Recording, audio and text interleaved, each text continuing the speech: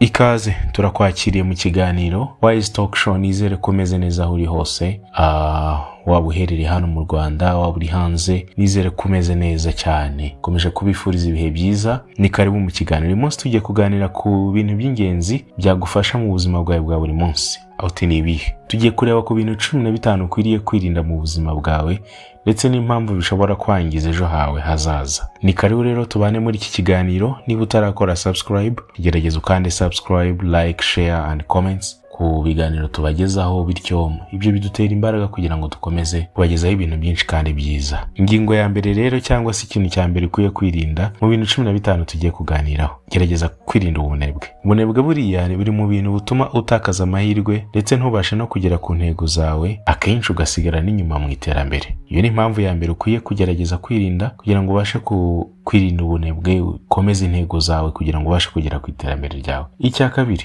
gusubika ibyo ugomba gukora. Akenshi iyo wakoze imirimo itateguwe utakaza igihe. Rero iki gihe bituma imirimo yawe igenda ikirundanya ndetse n'amahirwe akagucika. Si icyo cyonyine gusa, bigabanya n'umusaruro wari ugiye gutanga mu gihe wari uri gukora ikintu runaka. Niyo mpamvu rero ukwiye kugerageza kwirinda gusubika ibyo wagomba gukora, ugakorera ku ntego. Icya gatatu, gerageza kwirinda inshuti mbi. Akenshi inshuti mbi zigushora mu ngeso mbi zitandukanye, kugutesha umurongo w'ubuzima, ndetse mukajya muri za gahunda zitandukanye utateganyije, rimwe na rimwe bikica n'imirimo yawe wari wapanze. Rero zirikana kumenya ngo nkwiye kubana n'izihe nshuti mu buzima bwanjye. Ese izo nshuti turi kujyana mu murongo w'ibyo dushaka kugeraho, cyangwa se ibyo ushaka kugeraho? Ikintu cya kane ukwiye kwirinda, irinda ibiyobyabwenge ndetse n'inzoga zikoreshwa nabi. Akenshi sinkubujije kwinywera gake kawe kakunaniye, ariko zirikana gukoresha ibyo byose neza, kuko ibiyobyabwenge biri mu bintu byangiza ubuzima, ubwenge ndetse n'amafaranga. Si ibyo byonyine gusa, ndetse n'imibanire yawe n'abandi.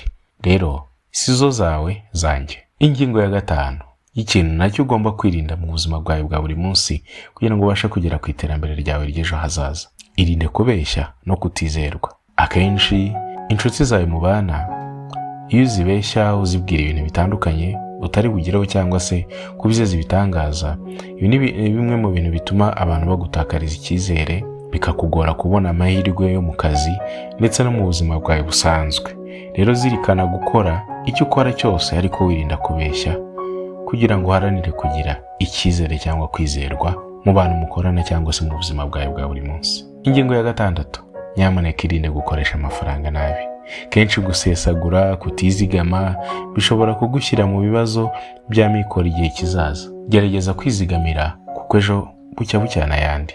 Ingingo ya 7, kutiga cyangwa se kutiyungura ubumenyi.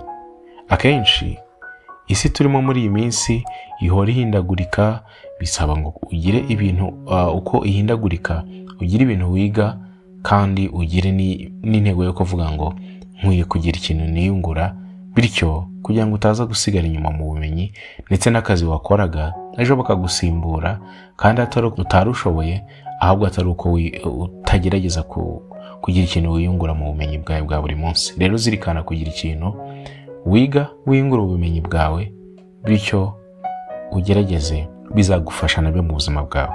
Ingingo ya 8 y'ikintu nanone ukwiye kwirinda mu buzima bwawe, ishyari n'inzika. Akenshi ibi bitwara amahoro yo mu mutima kandi bikakubuza kwita ku iterambere ryawe, ugasigara uri mu nzika runaka yageze kuri ibi, ndetse n'ishyari rya hato na hato, uyu n'uyu akora ibi bikemera. Rero ni byiza kutagira ishyari ndetse n'inzika. Rwose ibyo bintu tubyirinde, bityo twite ku iterambere ryacu. Ikintu cya 9 cyangwa se ingingo ya 9 ukwiye gushyiraho ku mutima, naho ukavuga uti ikintu ninkirinda nibyo koko bizamfasha kugera ku iterambere ryanjye. Uburakari bukabije bishobora gusenya umubano wawe, akazi se, ndetse no gutuma ufata imyanzuro mibi. Kenshi rero ni byiza yuko ukwiriye kugerageza kwirinda uburakari bukabije, bityo kugira ngo uze gufata imyanzuro ikwiriye utashingiye ku mujinya wawe. Ingingo ya 10 y'ibintu ukwiriye kwirinda mu buzima bwawe bwa buri munsi kugira ngo ubashe kugera kuri ejo heza hazaza. Kutagira intego mu buzima. Iyo utazi aho ushaka kugera, akenshi biroroshye guta igihe ndetse n'imbaraga zawe. Icyo gihe kuko utazi aho uva, icyo gihe ntunamenya aho ujya. Zirikana rero kugira intego mu buzima bwawe. Umenye icyo wifuza, umenye n'icyo ushaka gukora, n'aho ushaka kugera. Ingingo ya 11 ikumenyesha ibintu by'ingenzi ukwiye kwirinda mu buzima bwawe. Gukererwa no guta igihe bituma utakaza icyizere cy'abandi n'amahirwe. Ahangaha ingingo iratubwira kutubaha igihe. Rimwe na rimwe mwahana n'abantu gahunda ukayica. Rero ni byiza yuko wirinda gutakaza igihe. Ingingo ya 12 kugereranya ubuzima bwawe n'ubw'abandi. Menya neza yuko wowe ari wowe ubwawe, aho kugereranya ubuzima bwawe n'ubw'abandi.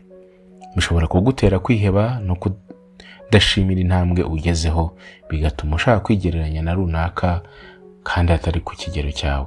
Ingingo ya 13 kureka ubwoba kuba bwakugenga. Ahangaha bikwima amahirwe yo kugerageza ibintu bishya ndetse no gutera imbere. Ni byiza kwikuramo ubwoba tugatinyuka, tukagerageza gukora ibyo dushaka gukora, ndetse tukiha n'intego, ntitugire ubwoba ko tutazageraho, ahubwo tukiha intego y'uko tukwiye kubigeraho. Ingingo ya 14 kutita ku buzima bwawe. Kenshi ibingibi abantu benshi bakunda kutabyitaho, nko kumva yuko kuba yakoze akabona amafaranga bihagije, kuba akazi kari kugenda neza bihagije. Nyamara ni byiza kwita ku buzima bwacu, ukarya neza, ukagerageza gukora imyitozo. Abenshi rero harimo abantu bakora nk'ibingibi bitandukanye n'ibyo tuvuze, ntibarye neza, ntibakore imyitozo ngororamubiri, ndetse no kutaruhuka bihagije bishobora kugabanya n'ubushobozi bwawe bwo gukora ndetse no kubaho neza. Ni byiza rero kwirinda ibi bintu, ahubwo tukagerageza kwiyitaho, tugakora imyitozo, tugakora byinshi bitandukanye bituma ubuzima bwacu bugenda neza, kuko nibyo bizadufasha kutwambika imbaraga z'umubiri, tugakora ibyo dushaka kugeraho. Ingingo ya 15 ariyo ya nyuma kuri iki kiganiro: kwanga inama no kudakosoka. Akenshi harimo abantu bitwaza ngo niko duteye, ngo ni bamujinya, ngo naba. Ni byiza yuko ukwiye kugerageza kwakira inama, ukirinda kutakira inama no kudakosoka. Rero umuntu utemera kwiga ku makosa ye cyangwa ku nama z'abandi, ahora asubira inyuma cyangwa se asubira mu makosa yiwe. Ni byiza yuko rero dukwiye kwigira ku makosa yacu kugira ngo dukosore ejo hazaza. Erega buriya ikosa si ugukosa, ahubwo ikosa ni ugukora cyangwa se no gusubira mu ikosa. Umusozo w'iki kiganiro rero, zirikana neza yuko ejo hazaza ntihubakwa n'amahirwe gusa, ahubwo hubakwa n'imyitwarire myiza, guhitamo neza buri munsi, gukunda kwiga no gukora n'umurava, ndetse no kubaha indangagaciro. Rero niwirinda ibi bintu 15 twavuze muri iki kiganiro, bizagufasha kubaka ubuzima burambye kandi bwuzuye amahirwe n'iterambere. Turabashimiye mwebwe twabanye muri iki kiganiro. Nizere ko dusangiye byinshi bitandukanye biradufasha kwiteza imbere, ndetse tukagira n'ibyo twirinda bidutakariza umwanya, bityo bikatubuza kugera ku iterambere ryacu. Reka dukomeze kubana mu kiganiro kindi gitaha. Nizere ko mwebwe mwese mwishimiye iki kiganiro twagiranye.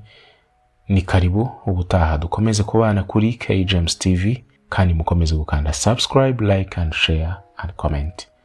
Murakoze, mugire ibihe byiza.